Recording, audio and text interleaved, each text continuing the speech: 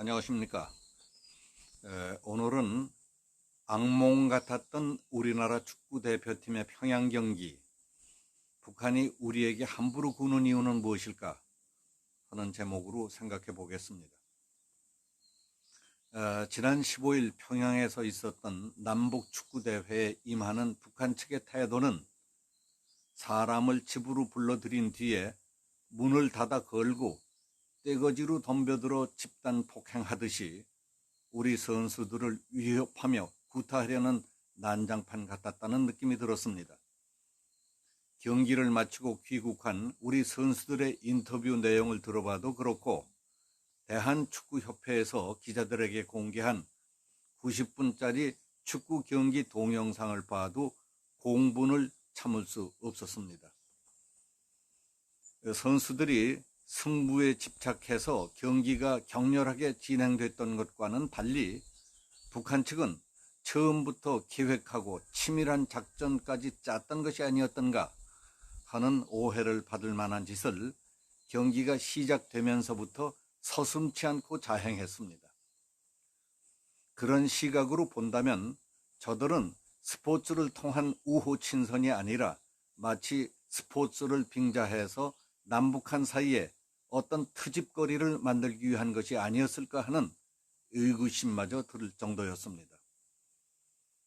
오죽했으면 직접 현장에서 지켜본 북한전 분위기가 어땠었느냐 하는 기자 질문에 대해서 최영일 대한축구협회 부회장의 대답이 그냥 전쟁이었습니다. 상대 선수들 눈빛이 달랐습니다.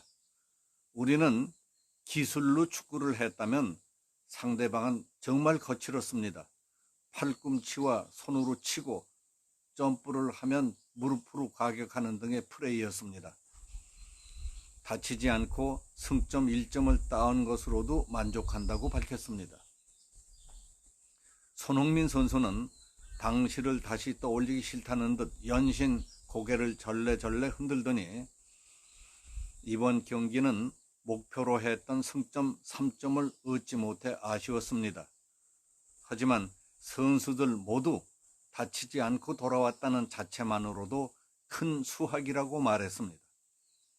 그는 축구를 하다 보면 몸싸움은 당연한 것이지만 이번 경기는 누가 봐도 거칠게 들어오는 상황이 많았습니다.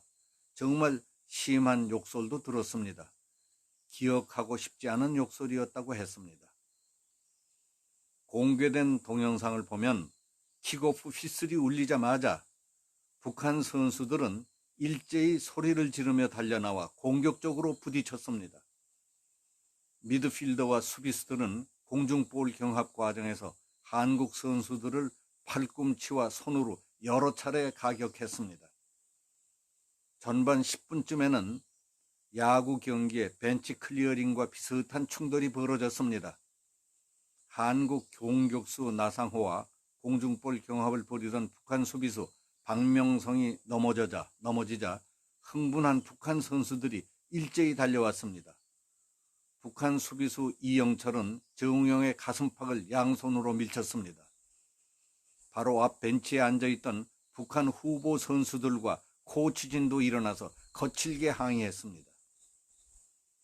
카메라에 잡히진 않았지만 황인범은 이 과정에서 북한 선수에게 얼굴을 가격당했습니다. 우리 한국팀 주장이자 에이스인 손흥민은 경기 내내 집중 견제에 시달렸습니다.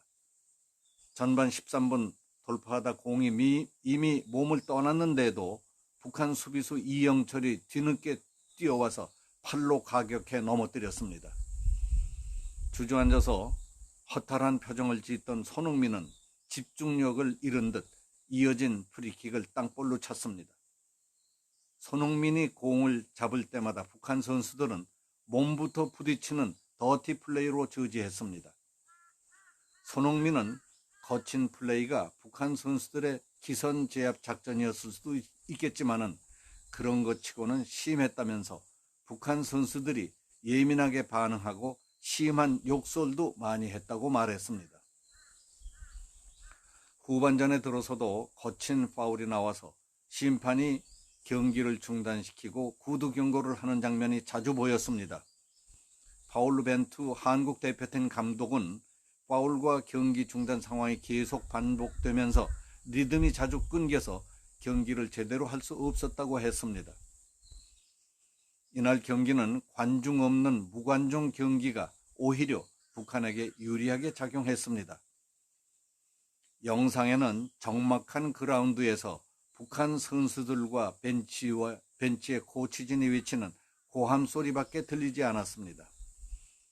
심판진은 계속 주의를 줬음에도 불구하고 북한 벤치가 고함을 치며 신경전을 벌이자 전반 33분쯤에는 하다못해 주심이 경기를 중단시키고 벤치로 다가가서 입을 닫으라는 신용을 했습니다. 북한 공격수 박광용은 옵사이드 반칙을 범한 뒤에 우리 골대 뒤편 스탠드로 공을 힘껏 차며 매너 없는 행동을 보이기도 했습니다.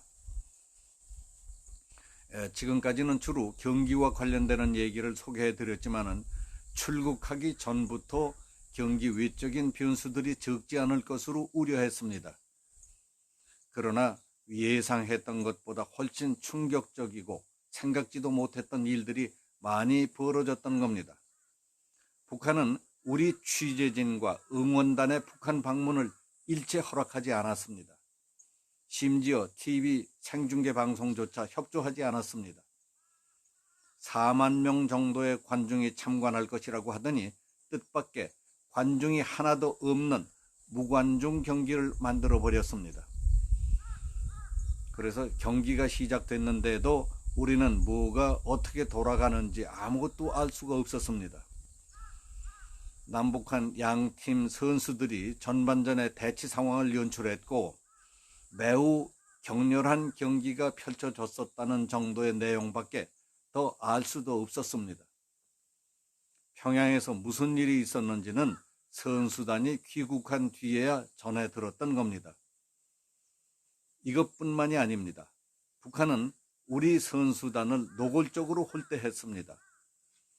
북한에 입국할 때에는 필요 이상의 검사로 입국을 지연시키고 스케줄을 흐트러뜨려서 우리 선수단은 제때 식사도 하지 못했습니다. 대표팀이 가져간 음식 재료는 모두 압수당했고 휴대전화는 중국에 맡겨놓고 들어갔습니다. 호텔에서는 외부 출입을 못하게 막아놔서 방에만 있어야 했습니다. 최영일 부회장은 2년 전 여자 축구로 방북했을 때와 비교하면 반응이 싸늘했고 추웠다. 말을 걸어도 눈도 맞추지 않고 대답도 제대로 하지 않았다고 했습니다. 이처럼 악몽 같았던 우리나라 축구대표팀의 평양 경기는 스포츠 정신에 입각한 국제 경기라고 하기보다도 북한이 축구 경기를 빙자해서 어떤 트집거리를 만들기 위해 사전에 계획이라도 세운 것이 아니었던가 하는 의구심마저 들게 했습니다. 저들은 자나 깨나 어디서 무엇을 하든 적화 통일에만 혈안이 되어 있습니다. 국제사회의 지탄과 국제 룰의 무시점은 아무렇지도 않게 여기며 저들 지도부는 무슨 일이라도 서슴없이 저지를 것이라는 점을 잊어서는 안 됩니다. 이번 평양 축구 경기에서 직접 보고 당했던 사실을 축구라는 단면만 봐서는 안 됩니다.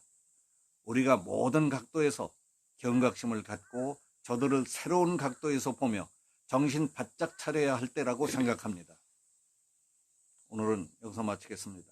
감사합니다.